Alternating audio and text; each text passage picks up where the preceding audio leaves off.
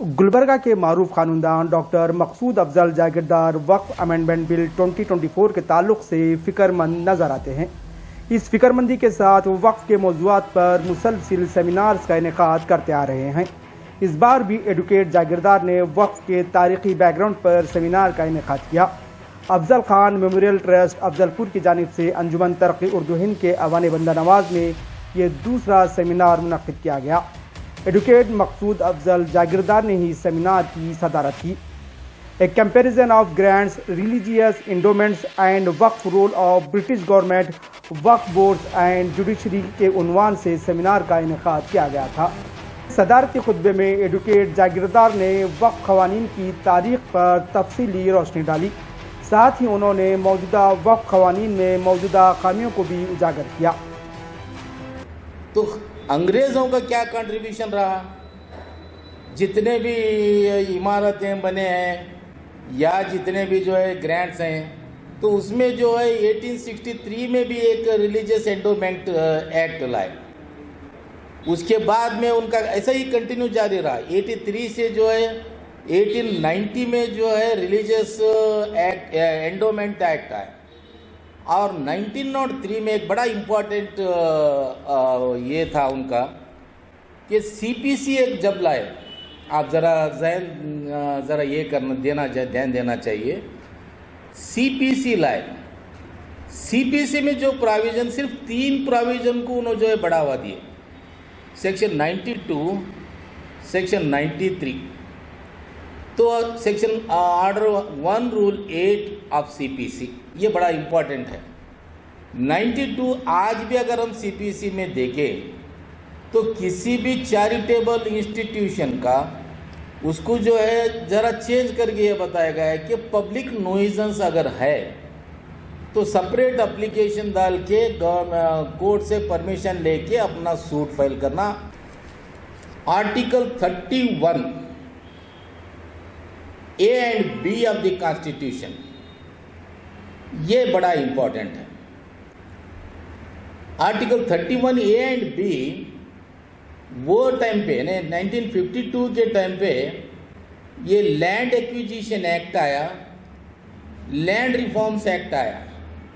ये 2 एक्ट आने के बाद टोटली 63 जो है पिटीशंस सुप्रीम कोर्ट में दायर हो गए। ये केसेस ख़त्म करने के लिए 19 जजेस of the supreme court they disposal of the matters, और जिसमें 3 जजेस ये बोले कि validity of the land reforms act and land acquisition act ये दोनों जो है गलत हैं बोल के एक 3 जजेस होल्ड करे। तो एक बड़ा इम्पोर्टेंट डिसीजन वो ज़माने में वो 1952 का ये रहा। मेरा ये कहना है कि जो वक्फ रूल्स तुम तैयार करे जिसमें प्रोटेक्शन ऑफ मॉन्यूमेंट्स का लिखा गया है, डेवलपमेंट ऑफ मॉन्यूमेंट्स में लिखा गया है, तो जैसा अगर हम सोचे कि नॉन मुस्लिम्स अगर डेवलपमेंट करना चाहे तो अपने इदारों को किस तरीके से करते हैं, तो उस कंसेप्ट में जो है हमारे वक्फ रूल्स भी बने हैं।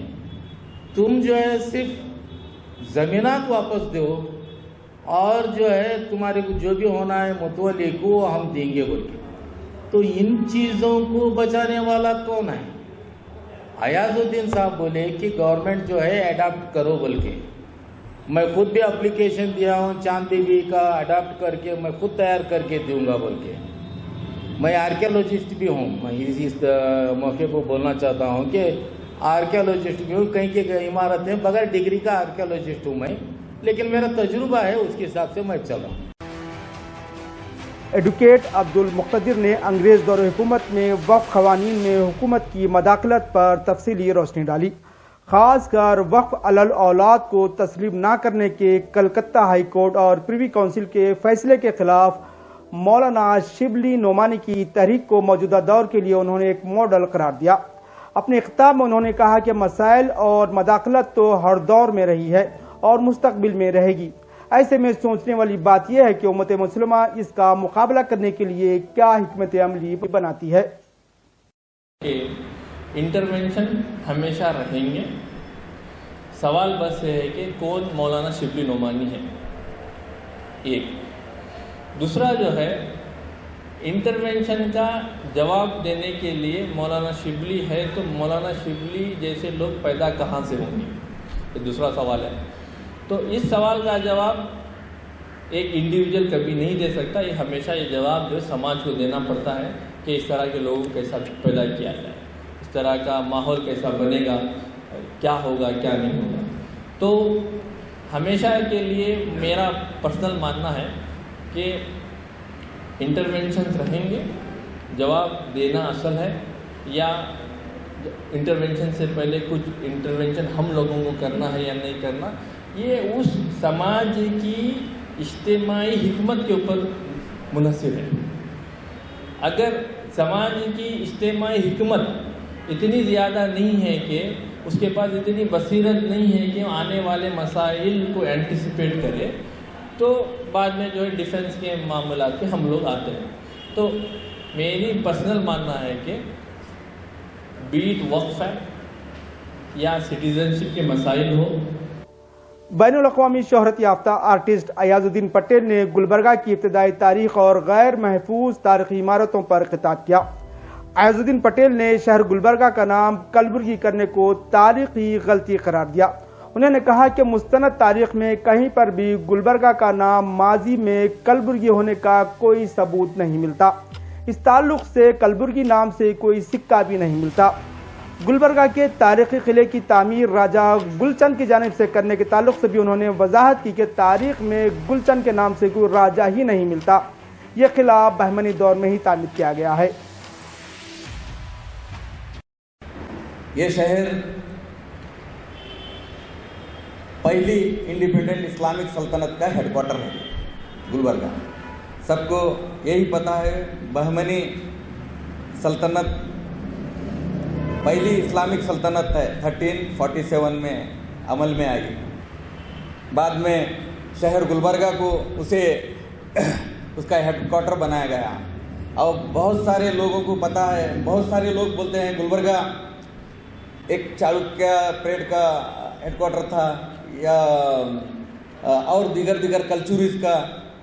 ये कन्फ्यूजन है हिस्ट्री में। बहुत सारे लोग अलग अलग हिस्ट्री बताते।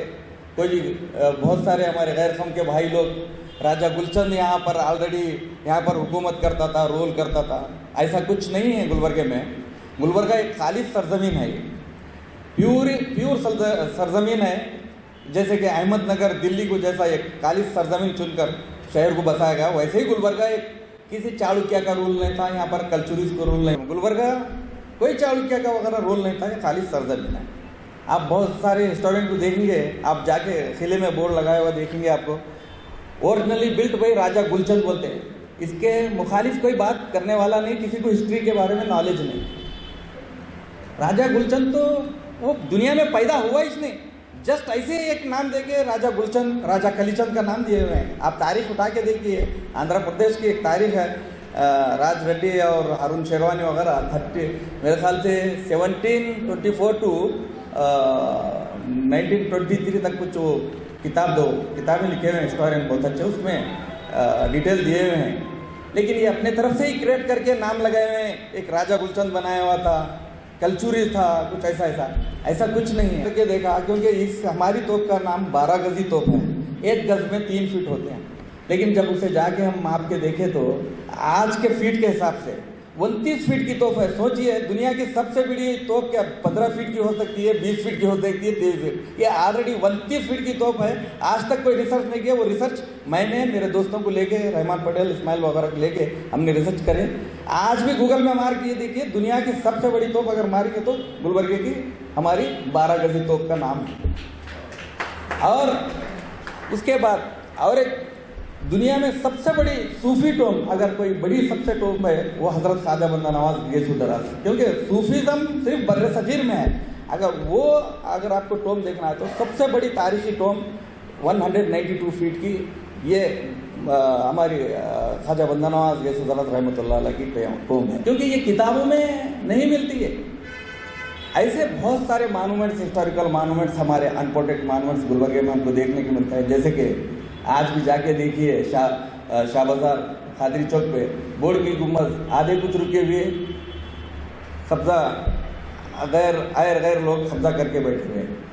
और आपको कई मोहम्मद शाह फर्स्ट, तरबूज गुम्बद, चीकू गुम्बद, पायन में 35 गुम्बदें हैं, जाके देखिए हमारे लोग ही कब्जा करके बैठे हुए। लेकिन ये सारे जो है ना, अब मोदी सरकार ने वक्फ का ज़मीन को कब्जा करना चालू हो गया है, अब मुसलमानों को दर्द होता। लेकिन ये सारे वक्फ के सरजमीन है और गुम्बदें हैं।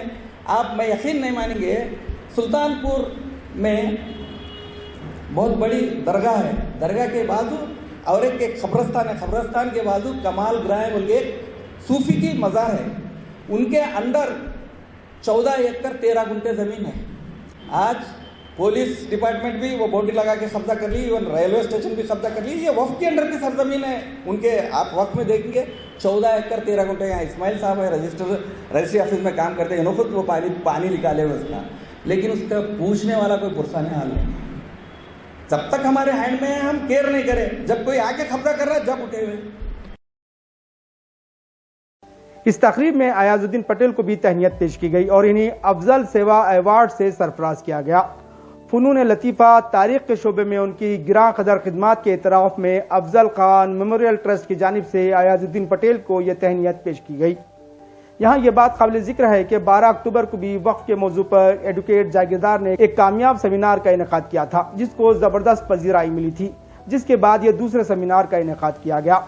एडवोकेट मकसूद अफजल जागीरदार का कहना है कि मजीद 3 सेमिनार का इनेकाद उनके ज़ेर गौर है।